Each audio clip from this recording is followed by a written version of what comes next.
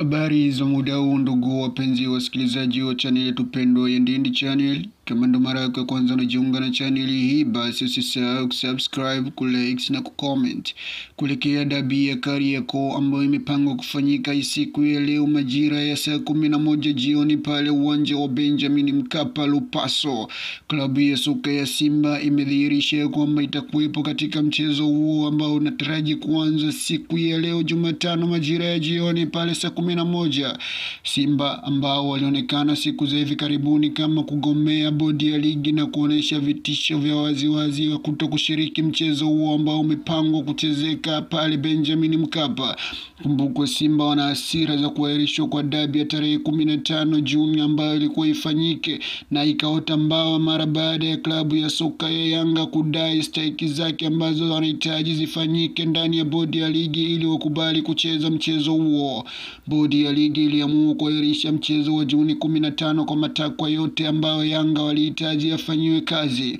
Sasa kuelekea mchezo huo, klabu ya soka ya Simba ilionyesha wasiwasi wake mkubwa kutokuwa na imani na bodi ya ligi pamoja na TFF, wakiamini kwamba inaendeshwa na matakwa ya Dar es Salaam Young Africa. Sasa mzozo uliozuka hivi karibuni ni kamati ya ufundi ya klabu hiyo ya soka ya Simba.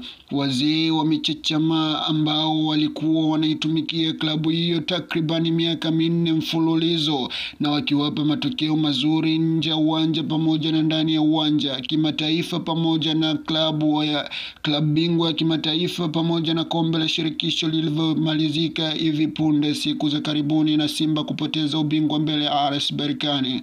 Wazee hao walilalama siku chache kabla ya kuelekea mechi ya fainali kati ya Simba na RS Berkane.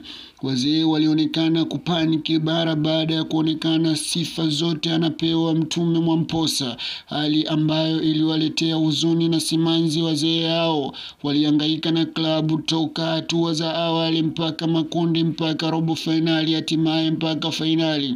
Kazi kubwa ambayo waliifanya ilikuwa inajulikana, ila mara baada ya kufika nusu finali, shangwe na starehe na nderemo zote na vifijo na sifa zote alipewa Mwamposa ambaye alionekana kuwasaidia Simba kuvuka hatua ya nusu finali mpaka finali.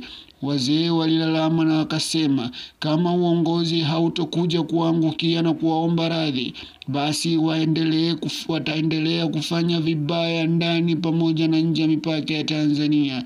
Kuelekea dabi ya Kariakoo itakayofanyika majira saa 11 leo jioni, wazee wamesema ya kwamba watahakikisha Simba inakwenda kupokea kichapo cha aibu mpaka pale ambapo watakuwa na adabu na heshima ya kujua nini umuhimu wa wazee katika klabu yao. Kumbuke wazee hawa kamati ya ufundi ndio wenye kujua nini kifanyike nje ya uwanja kuelekea katika mchezo husika.